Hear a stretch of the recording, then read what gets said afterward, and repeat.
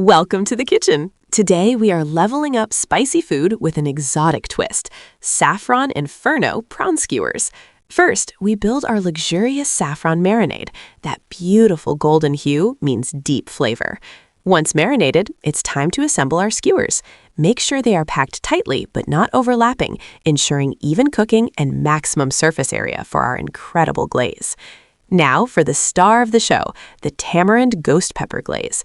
We combine tangy tamarind paste, a touch of sweetness, and just a tiny amount of ghost pepper powder for a heat that is truly addictive. Whether you are grilling outdoors or using a broiler, high heat is key. Lay those beautiful skewers down and listen to that sizzle. We want a perfect char around the edges. In the final minutes of cooking, it's time to brush on that intense glaze. This creates a sticky, spicy, and unforgettable crust that locks in all the flavor. Once caramelized and perfectly cooked, plate them up. A sprinkle of fresh cilantro and toasted sesame seeds adds a final touch of color and crunch. Look at that, absolute spicy perfection.